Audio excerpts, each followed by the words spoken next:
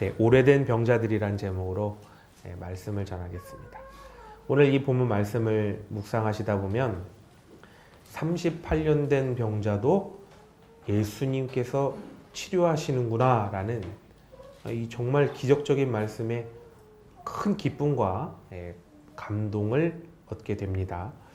그런데요, 이 본문 말씀을 조금 더 깊이 생각해 보거나 수차례 읽으시다 보면 기쁨과 감동이 이렇게 살짝 사라지면서 실망스러운 감정이 들거나 혹은 가졌던 소망들이 점차 사라지게 되는 그런 경험을 하실 수도 있습니다. 왜냐하면요, 베데스다 목가에 이 무려 5개나 되는 행각에 거기서 누워서 병 낫기를 기다리던 수많은 병자들 중에 예수님께서 찾아가 주시고 병을 낫게 해준 사람은 그 중에 딱 한 명밖에 없지요. 38년 된 병자, 그 사람 딱 한 번 고쳐주셨습니다.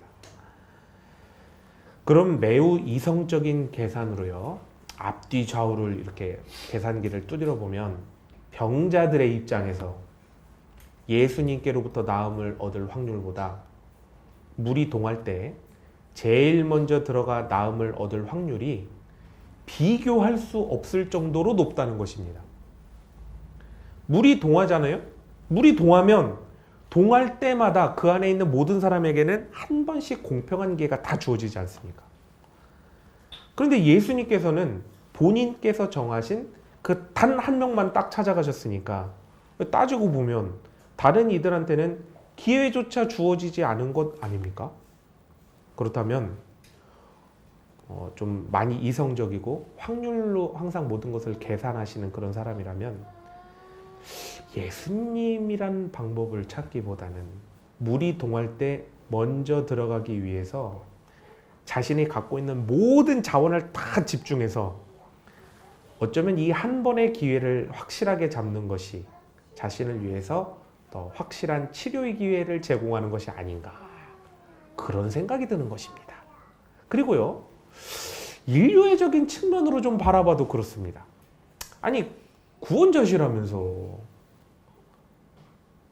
낫게 해주시려면 그곳에 있는 모든 병자들이 한 번에 다 나아서 그냥 벌떡 다 일어나는, 그렇게 좀 해주시면 되는데 왜 유독 그 딱 한 명만 찾아가셔서 38년 된 병자 그 한 명만 그 치료를 해주시냐는 겁니다.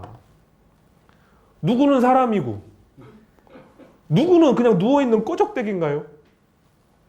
누구 병은 병이고 누구 병은 죄송합니다, 병나발입니까? 가뜩이나 병 걸려서 다 아프고 슬픈데 거기 누워있는 사람 중에 안 슬픈 사람이 있습니까? 예수님께서 이렇게 사람 차별, 병 차별 이렇게 하면 안 되는 거 아닙니까? 그런데요, 이 문제를 바로 나의 문제로 대입해 보면 매우 심각한 문제가 발생합니다. 나는 예수님께 38년 된 병자일까요? 아니면 38년 된 병자 옆에 누워있는 그 수많은 병자들 중 한 명일까요? 아니, 그래서 내 병이 낫는다는 걸까요? 안 낫는다는 걸까요? 여러분 생각은 어떠십니까? 그래서 예수님께서 치료해 주신다는 걸까요? 안 해주신다는 걸까요? 그런데 이 모든 것은 잘못된 생각입니다. 오늘 본문에서 핵심 메시지는 예수님께서 치료하실 수 있느냐 없느냐, 치료해 주시냐 아니냐에 대한 메시지가 아닙니다. 왜냐하면 예수님에 대한 전제 자체가 하나님의 아들이시고 또 신으로서 병자를 치유하실 때 그 어떠한 노력이나 힘도 들이지 않으시고요, 그저 본인의 의지로서 그냥 베풀어졌기 때문에 그렇습니다. 그리고 오늘 본문에서요, 핵심 메시지는 예수님의 선택을 받으려면 어떻게 해야 됩니다 라는 것도 되지 않습니다. 왜냐하면 예수님께서는 그 수많은 병자들 중 38년 된 병자 하나를 딱 택하셨을 때 이 병자가 예수님께서 원하시는 어떤 조건을 충족했기 때문에 선택된 것이 아니라 그냥 예수님의 은혜로 그냥 택함을 받았기 때문에 그렇습니다. 그리고 한 발 더 나아가서요. 예수님을 통해 치유받는 비법, 그것은 무엇이다. 이것도 될 수가 없습니다. 왜냐면요. 예수님께서 무엇을 하면 치유될 것이다. 오늘 본문에서는 그런 걸 다루고 있지 않습니다. 그저 가서 치유해 주시고 나서 일어나 걸어가라 라고 말씀하셨기 때문에 그렇습니다. 그럼 오늘 도대체 이 본문 말씀에서 전하고자 하는 핵심 메시지는 뭘까요? 한마디로 정의하면, 먼저 정의해드리면 율법 구원의 불완전성과 예수 그리스도의 구원의 완성을 말씀해 주시기 위해서 이 본문이 있습니다. 자, 그럼 이제 자세하게 이 본문을 좀 살펴보겠습니다. 병자와 병자의 완치에만 집중해서 보았기 때문에 전체 맥락을 보지 못해서 그렇지, 이 본문 속에 등장하는 모든 사람들의 생각과 말들을 다 하나씩 짚어보면 여기에 등장하는 모든 인물은 한 명도 제대로 된 말을 하거나 행동을 하는 사람이 없는 걸 보게 됩니다. 수많은 병자들이 베데스다 못에 모여 병이 치유되기를 기다리고 있습니다. 베데스다에 어떤 좋은 온천수가 솟아나기 때문에 거기서 목욕하면 병이 낫기 때문에 거기 있느냐? 그렇지 않습니다. 사실 베데스다 못은 그 자연적인 어떤 용천수가 솟는 그런 곳이라기보다는 예루살렘에 부족한 그 물을 공급하기 위해서 만들어 놓은 빗물 저장소에 가깝습니다. 빗물 저장소. 그러니까 물 자체가 어떠한 특별한 약용 효과가 있는 것이 전혀 아닙니다. 그런데 그럼에도 수많은 병자들이 베데스다 못에 모여 있는 이유는 이 못에서 놀라운 치유의 역사가 일어났기 때문에 그런데요. 4절을 보시면 이 빗물을 저장해 놓은 이 저수조가 아무런 이유가 없이 출렁이는 겁니다. 생각해 보십시오. 가만히 놓여있는 저수조에 물이 막 일렁이는 겁니다. 그 자체가 신기하지 않습니까? 엄청 신기한 일인 거죠. 이런 때에 그때 가장 먼저 들어가는 사람은 병이 치유됐던 거죠. 치유가 안 됐으면 이런 일을 자체가 하지 않았을 거 아닙니까? 생각을 해보면 그래. 물을 저장해 놓은 수조에 이런 움직임이 있다니. 움직임이 없는 게 당연한 건데 이렇게 출렁인다니. 뭔가 이 자체만으로도 영험하고 어떤 신적인 기적이 일어날 것 같습니다. 사람들은 매우 신기한 이 현상을 천사가 못에 내려와 물을 움직이기 때문이다 라고 해석했습니다. 자, 여기까지 들으시면 무엇이 잘못됐는지 이제 대충 아시게 되는데요. 이후 6절에서 7절까지 이루어지는 예수님과 병자의 대화를 보면 이제 더 구체적이고 확실하게 무엇이 잘못되었는가를 이제 아시게 되는데요. 예수님께서 병자에게 무엇을 해주길 원하느냐 이렇게 물으시는데요. 병자가 대답하기를 병이 낫고자 합니다. 이렇게 대답하는 게 아니라는 겁니다. 물이 움직일 때 자신을 못에 넣어주는 사람이 없어서 순서에 뒤처지고 있어서 낫고 있지 않습니다 라고 말을 하고 있다는 거예요. 병자는요, 병이 낫는 이 방법에 대해서 베데스다 못에 들어가는 것 외에는, 그 외에는 어떠한 생각 자체를 못하고 있습니다. 병이 낫는 것 자체를 베데스다 못에 들어가는 것이라고 아주 동일시하게 생각하고 있다는 것입니다. 자, 그럼 여러분, 무엇이 잘못됐는지 보이십니까? 병자의 말과 또 삶을 통해 드러난 사회 구조는 그 자체가 완전히 잘못되고 완전히 망가져 버린 거예요. 하나님께 나아가는 그 길을 사회 구조적으로 딱 막아놨어요. 못 가게. 하나님께서 베푸시는 은혜를 받지 못하도록 병자들에게서 그 은혜를 딱 단절시켜 버렸습니다. 사회 구조적으로. 병자임에도 의원을 찾아가지 않고 베데스다 못에 있다. 그렇다면 두 가지 중 하나일 겁니다. 의사가 고치지 못하는 중병을 앓고 있거나 혹은 의사에게 갈 수 없을 정도로 매우 매우 가난하기 때문에 그렇겠지요. 그런데 너무너무나 아이러니하게도 천사의 주인이신 하나님께는 아무런 말을 못합니다. 그런데 언제인지도 모르는, 될지도 안 될지도 모르는 그 천사가 베풀어 준다는 은혜에만 모든 소망을 다 걸고 있다는 거예요. 왜냐면요, 제도적으로 병자들이 하나님께 나아가는 것을 금지해 버렸기 때문에 그렇습니다. 정결례법으로 인해서요, 병자는 바로 베데스다 바로 옆에 있는 그 성전 출입을 금지시켜 버렸습니다. 하나님께 나아갈 방법이 없습니다. 율법적인 인식으로 볼 때 병은 죄로 인해서 하나님께서 내리시는 심판이자 벌이라고 해석을 해버렸고 정해버렸기 때문에 병을 그냥 달게 받아야 되는 거예요. 사회 구조와 제도가 성전이 성전의 역할을 하지 못하도록 틀어 막아버렸습니다. 정작 하나님께 꼭 나가야 하는 자들을 절대 나아가지 못하도록 틀어 막아버린 거예요. 아예. 그럼 이것이 하나님께서 그렇게 말씀하신 거냐 하면 그렇지 않습니다. 종교 지도자들이 정결례를 해석함에 있어서 병자는 하나님께로부터 죄에 대해 심판받고 있는 죄인이라고 못을 박아버리고, 따라서 병자는 성전 출입을 금해버려야 한다고 이렇게 해석했기 때문에 그게 법이 되어서 이 지경이 돼버린 겁니다. 성전이 모든 죄인들이 나아가 하나님께 용서받고 하나님 앞에 나아간 죄인들이 하나님 앞에서 문제를 해결받는 곳이 되어야 하는데, 종교 지도자들이 자신들이 허용한 범위 안에서만의 그 죄인들이 나와서 하나님께 나아가도록 만든 곳, 그것이 성전이 되어버렸다는 것입니다.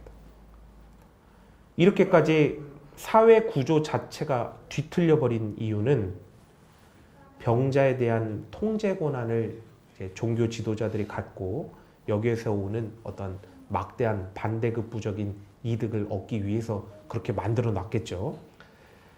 이렇게 지도자들이 사회 구조 자체를 아예 뒤틀고 엉망으로 만들어 놓아버리니까 그 안에서 살 수밖에 없는 백성들은 그 구조 안에서만 생각하게 되는데, 그 뒤틀리고 엉망이 된 그 틀 안에 갇혀서 뒤틀리고 어그러진 채로 살 수밖에 없는 것입니다. 이것이 얼마나 심각한 문제이냐면, 병자들이 병이 생겼으니까 하나님께 나아가 회개해야지, 하나님께 나아가 고침을 받아야지 라는 정상적인 생각을 하지 못하게 만드는 것입니다.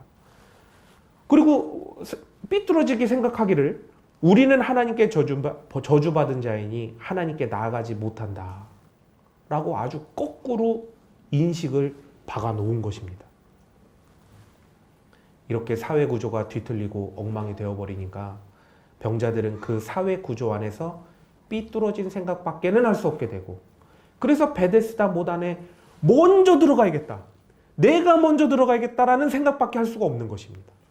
가뜩이나 병 걸려서 인생의 낙오자가 된 자들끼리 서로가 서로를 의지하고 도와주는 것이 아니라 그 안에서도 내가 너를 밟고 일어나서 내가 먼저 살아야겠다, 내가 살아야겠다라는 지옥을 그 베데스다 못에다 만들어 놓은 것이죠. 지금 시대를 살고 있는 우리도 그렇습니다. 항상 생각해 보아야 할 것은 내가 살고 있는 지금 이 세상의 구조적인 틀이 과연 옳은 것인가? 이것에 대해서 꼭 생각을 해봐야 됩니다. 정치인들이 만들어 놓은 사회 구조적 틀이 과연 옳은 것인가? 법조인들이 만들어 놓은 사회의 구조적 틀이 과연 옳은 것인가? 세상이라고 말하는 이 사회의 경제 구조적 틀이 과연 옳은 것인가? 그리고 더 나아가 본인 자신을 생각해 봐야 되는데요. 나 자신이 혹시 나를 어떠한 잘못되고 어그러진 구조적 틀 속에 가두어놓은 것이 아닌가? 그래서 나의 어그러지고 잘못된 그런 율법적인 주장을 만들어 놓고 내가 상대방에게 강요하고 있는 것은 아닌가? 또 그렇게 나의 가정 가운데 만들어 놓은 내가 만들어 놓은 그 구조적 틀, 그것은 과연 옳은 것인가? 나아가 내가 신앙적으로 무조건 받아들였던 그 교회라는 곳의 구조적 틀, 그것은 과연 옳은 것인가? 이 구조적 틀 자체를 의심하며 이 구조적 틀 자체에 대해서 비판적으로 과연 예수 그리스도의 말씀 가운데 제대로 서 있는 것인가? 이것을 생각해 볼 수 있어야 합니다. 그런데 이 38년 된 병자에게 이스라엘의 이 뒤틀려버리고 엉망이 된 구조 자체에서 벗어날 수 있는 놀라운 기회가 주어지게 됩니다. 그것은 바로 성전 대신 예수님께서 그에게 직접 찾아오셨다는 것입니다. 예수님께서는 38년 된 병자에게 내가 낫고자 하느냐라는 질문을 던지시는데요. 예수님의 이 질문은 병자에게 있어서 정말 매우 크고 매우 중요한 의미를 지니게 됩니다. 왜냐하면 38년 된 병자의 병은 그냥 병이 아니기 때문에 그렇습니다. 14절 보십시오. 보라, 내가 나았으니 더 심한 것이 생기지 않게 다시는 죄를 범하지 말라 하시니 라고 예수님께서 말씀하시는데요. 예수님의 이 말씀을 통해서 38년 된 이 병자는 매우 심각한 범죄로 인해서 하나님께서 내리신 어떤 징벌적인 형벌이구나라는 것을 알게 됩니다. 따라서 병자에게 있어서 이 병의 치료를 받게 된다면 이제 하나님께로부터 죄사함 받는 증거가 되는 것이자 구원받은 하나님 나라의 백성이 되는 것이다 라는 구원의 의미를 담게 되는 것입니다. 이러한 이해를 갖게 되면 예수님께서 말씀하신 내가 낫고자 하느냐라는 이 질문은 병자의 입장에서 듣기에는 몸의 병이 낫길 바라느냐 이것을 넘어서 죄사함을 받아서 곧 임하게 될 하나님의 심판대에서 하나님의 백성으로 인정받고자 하느냐, 즉 천국에 들어가길 바라느냐라는 의미로 궁극적으로 받아들여지게 된다는 것이죠. 병자에게 있어서는 스스로 생각하길 어쩌면 이제는 하나님께로부터 용서를 받고 새로운 인생을 시작할 수 있겠구나, 천국에 갈 수 있을 것이구나 라는 그 놀라운 소망이 그 병자의 심령 속에 불어 넣어지게 되는 것입니다. 그럼 이 38년 된 병자 주위에 있는 수많은 병자들을 한번 생각해 보십시오. 이 둘의 대화만 듣고 있어도 거기서 그거 쳐다보지 않을 사람은 아무도 없습니다. 이 놀라운 대화를 하고 있는데요. 주위의 수많은 병자들은 예수님의 말씀과 행동에 모든 시선과 신경이 다 쏠려지게 됩니다. 아니, 도대체 저 예수라는 저 선생님이 어떤 일을 할 것인가? 도대체 무엇을 할 수 있길래 가서 병이 낫고자 하느냐? 그거를 물어봤을까? 이 아주 모든 시선이 집중하게 되는 거죠.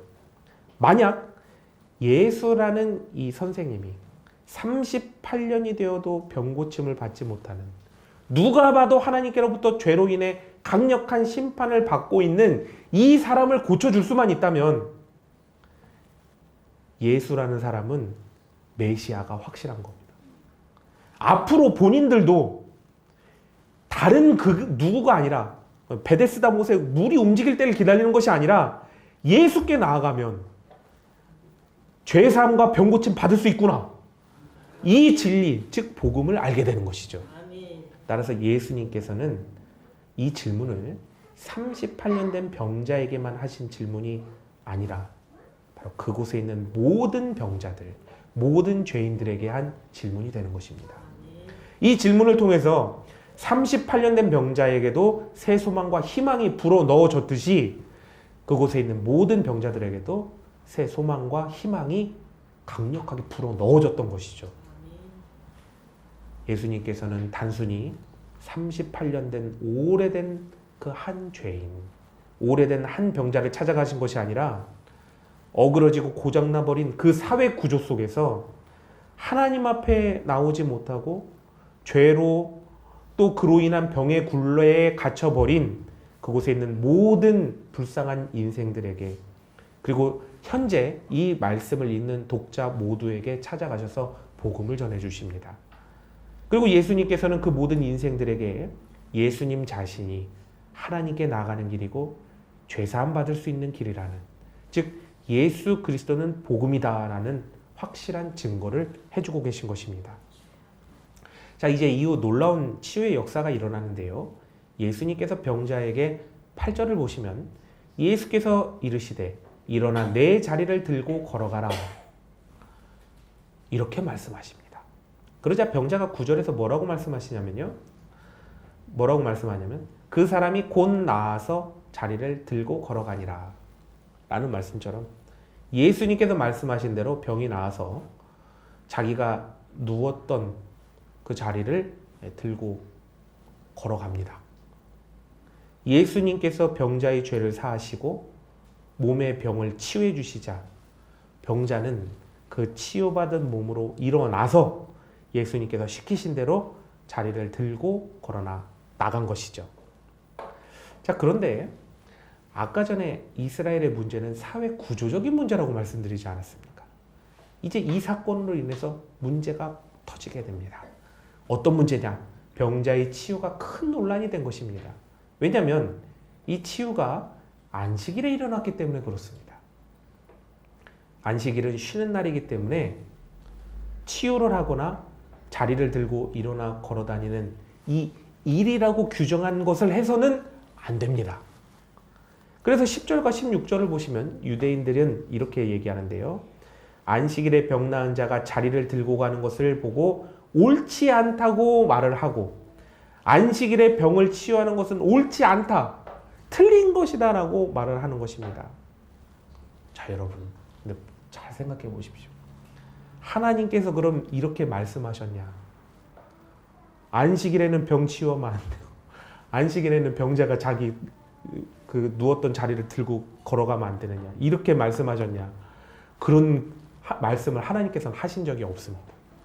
하던 일을 멈추고 쉬라고 하셨지 이러한 말씀을 하신 적이 없으셔요. 이 모든 어그러진 세세한 규정들을 누가 만들었냐? 종교 지도자들이 본인들의 율법 해석을 통해서 만들어 놓은 거예요. 율법의 잘못된 해석을 통해서 어그러지고 잘못된 사회 구조를 아예 만들어 놓고서는 여기에 온 백성을 도탄과 고통 속에 그냥 집어넣어 버린 거예요. 무엇보다도요, 자신들의 율법을 통해서 병자들과 죄인들이 하나님께 나아가지 못하도록 아예 그냥 문을 닫아버린 것이죠.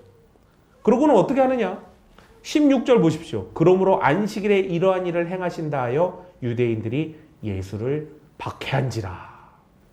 옳음을 말하고 잘못된 사회 구조적 틀에 갇혀 있는 자들을 구원하려 하고 옳은 길을 내어주려고 하는 자를 오히려 그들은 핍박하고 협박해서 우리의 권위 안을 탈출하지 말라고, 그들이 정해 놓은 사회 구조를 탈출하지 말라고 협박하고 가두어 놓는 것입니다.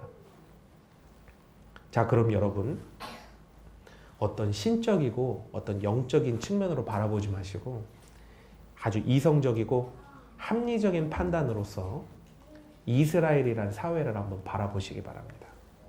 자, 이 이스라엘 앞으로 어떻게 될까요? 앞으로 이스라엘 어떻게 되겠습니까? 가진 자, 권력자는 더 잘 살게 되고요. 더 많이 갖기 위해서 겉으로는 깨끗한 것 같지만 뒤로 수많은 부정부패가 아주 만연하게 일어나게 됩니다. 그 율법은 어떻게 될까요? 앞으로 더 강력하게 정죄의 역할을 하게 되겠죠. 그런데 이 율법의 강제는 사회적으로 가진 자, 권력자에게는 오히려 적용이 안 되겠죠. 대신 우매하고 갖지 못하고 아무 권력 없는 자에게는 더 철저하게 적용이 될 것입니다. 자, 이 이스라엘 사회 앞으로 어떻게 될까요? 어떻게 될 것 같습니까?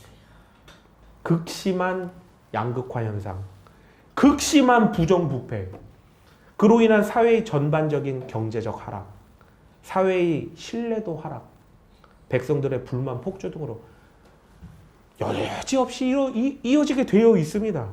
아니, 사회 구조를 그렇게 만들어놨는데 당연히 그렇게 되죠. 이것은 앞으로 이 이스라엘이 멸망하게 될 것이다 라는 불보듯 뻔한 결과를 만들어냅니다.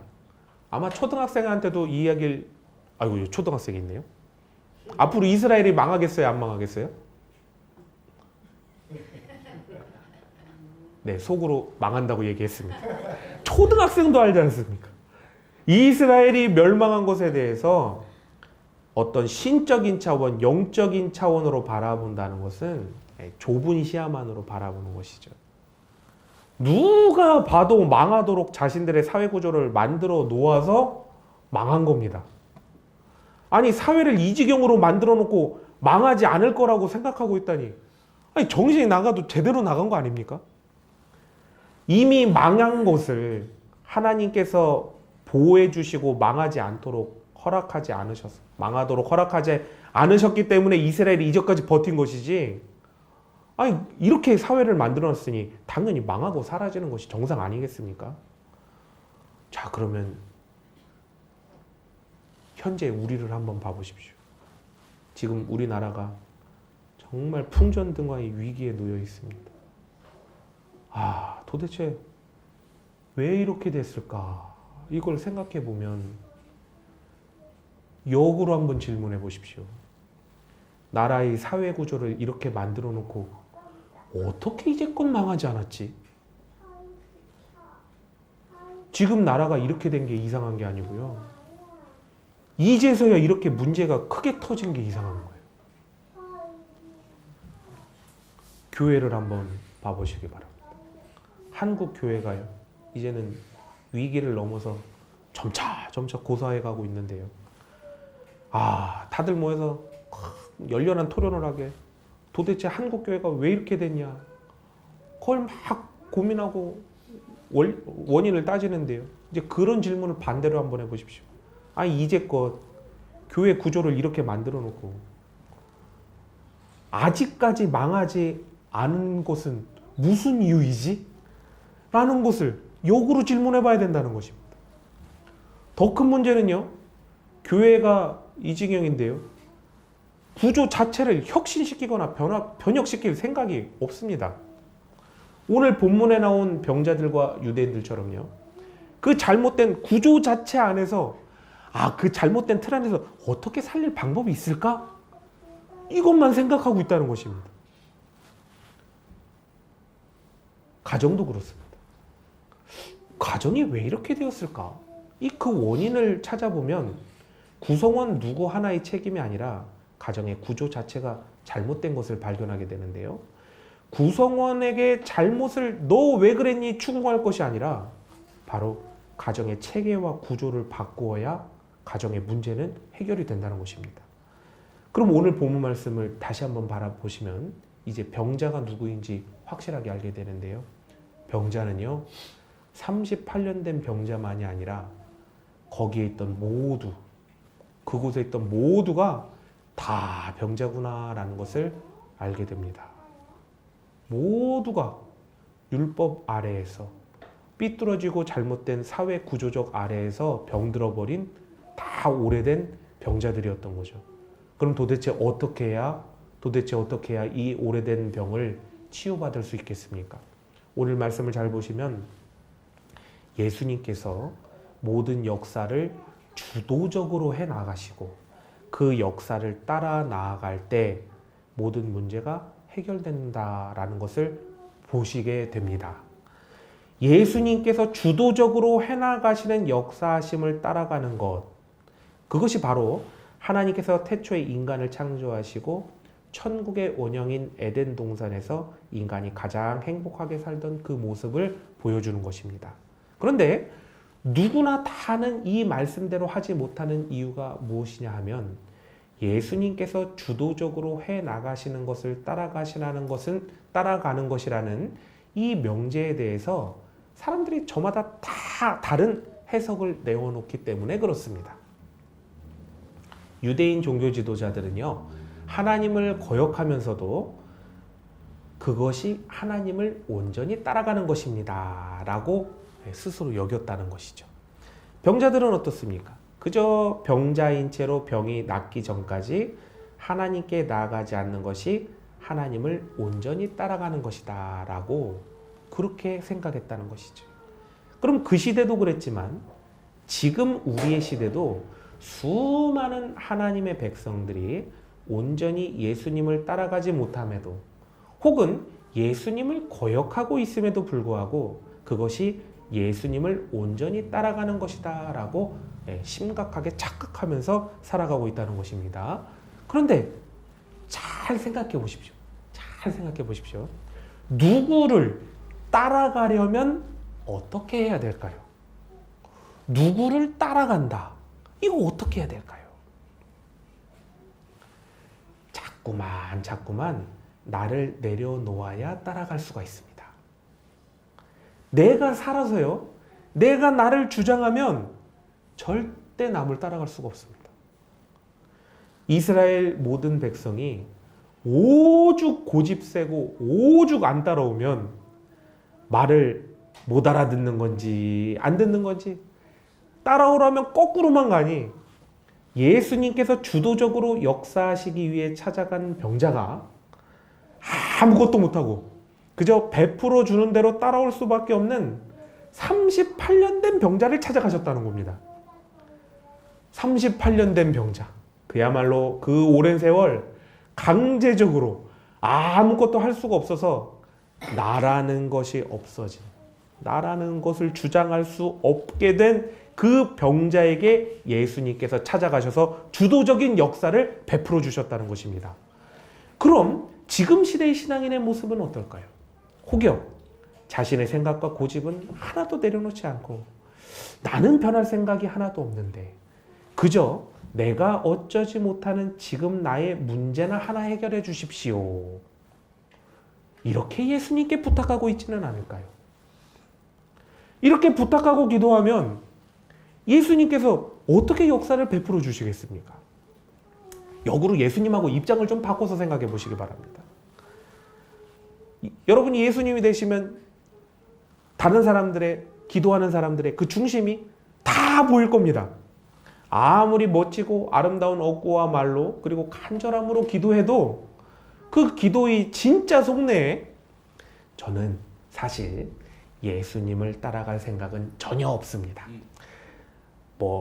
앞으로도 내 생각대로 살 겁니다. 그런데 지금 내가 문제가 있는데 이거나 좀 어떻게 하나 해결해 주십시오. 그걸 간절하게, 간곡하게, 끈질기게 매달려 기도하면 여러분이 예수님이시라면 그 사람한테 어떻게 해주시겠습니까?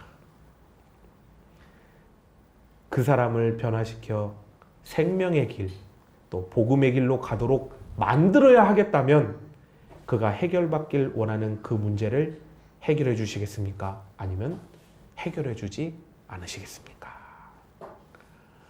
너무나 결론이 확실히 금방 나죠. 해결해 주지 말아야지요. 이런 결론이 나지 않겠습니까?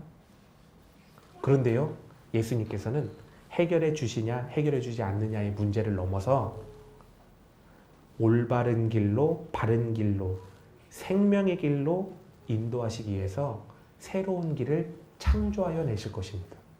그렇죠? 온 세상이 병들어버린 이 시대, 예수님께서 병을 치유해 주시길 간절히 간구하고 있다면 이것은 단순히 병이 낫냐, 낫지 않냐의 문제로 나가는 것이 아니라 죄의 문제, 천국의 문제, 또 신앙인으로서 신앙의 삶을 어떻게 살아갈 것이냐라는 근본적인 신앙의 문제로 보고 나아가야 된다는 것입니다. 그리고 병을 넘어서 하나님 앞에 서 있는 이 죄인이 예수 그리스도를 통하여 하나님 앞에 나아가 어떻게 하면 신앙인으로서 더 바로 설 것이냐, 하나님 앞에 나아가 하나님의 백성으로서 어떻게 살아갈 것이냐 라는 이 명제를 가지고 신앙의 삶을 살아가야 하는 그 문제로서 접근하며 하나님께 나가야 되는 줄 압니다. 그리고 당시 병자들에게 있어서 이 병은 낫고 안 낫고의 문제를 넘어서 천국을 들어가느냐 못 가느냐의 문제였듯이 지금의 시대의 신앙인들은 이제 병의 문제를 통해서 바라보게 된 이 죄라는 그 근본적인 문제에서 해방된 천국의 백성이 되었는가 안 되었는가. 나에게 병이 있다면 이것을 통해서 하나님 앞에 나아가 우리가 죄사함을 받았습니까? 라는 것을 확신받고 세상 속에서 주어진 시간을 복음으로 어떻게 누리며 살 것인가? 이것에 대해서 깊이 깨닫고 하나님께서 나를 통해 이 시간을 어떻게 사용할 것인가? 여기에 대한 깊은 영적인 성찰을 얻어야 되는 줄 압니다. 그리고 하나님 안에서 병이란 것을 병으로만 바라보지 않고 시간, 생명, 누림, 그리고 사명이라는 관점 안에서 하나님 앞에 나아가 하나님의 백성으로서 하나님께서 이 병을 통하여 계시하고자 하는 그 속뜻을 구할 수 있어야 하겠습니다. 결국 38년 된 병자는 예수님께서 베푸신 기적적인 이 치유의 역사를 통하여 병에서 해방된 삶을 살게 되었습니다. 자, 그런데요, 이후 병자는 어떻게 살았을까요? 그게 중요한 거 아닙니까? 병을 낫고 어떻게 살았을까? 어떤 세상의 틀을 개혁시키고 유대인 종교 지도자들에 맞서 종교개혁을 일으키는 어떠한 거대한 역사에 쓰임받는 그런 인생을 살았을까요? 모릅니다. 기록이 없어요. 기록이 없습니다. 이후 그의 행적은 성경에 기록될 만한 그런 일이 없습니다. 그렇다면 38년 된 병자는 병이 치유된 이후에 성령님의 인도하심을 따라서 자신에게 주어진 삶을 충실하게 살았구나라는 추측을 할 수 있게 되는 것이죠. 우리 신앙인들은 예수님을 만나서 이후 성령님의 역사심을 따라서 자신에게 맡겨주신 분야와 범위를 온전한 예수님의 뜻대로 변화시키면서 그렇게 살아가는, 나에게 맡겨주신 것을 충성하는 그런 삶을 살면 되는구나 라는 것을 알게 됩니다. 나에게 주어진 삶의 현장에서 정말 기본 중에 기본, 신앙생활의 기본을 지키며 살아가는 것, 바로 이것이 지금 이 위기 시대 속에, 사회의 구조가 병들어버린 이 시대 속에 기독교인이 신앙인으로서 이 땅에 살아가며 해야 될 그런 일인 줄 압니다. 사랑하는 성도 여러분, 성령님께서 그 어디나 그리고 여러분의 심령 안에 자리 잡고 계십니다. 내가 성령님께 기도하며 하나님께서 맡겨주신 사명을 잘 감당하며 나아가는 바로선 신앙인이 되는 것, 바로 이것이 이 시대 참된 신앙인이 해나가야 되는 일인 줄 압니다. 38년 된 병자가 치유받았듯이 복음의 바로선 신앙인이 되셔서, 그리고 기본이 튼튼한 참된 신앙인이 다 되셔서 진정으로 복된 삶, 또 복된 세상을 만들어가는 하나님의 귀한 통로가 다 되시길 예수님의 이름으로 축복합니다.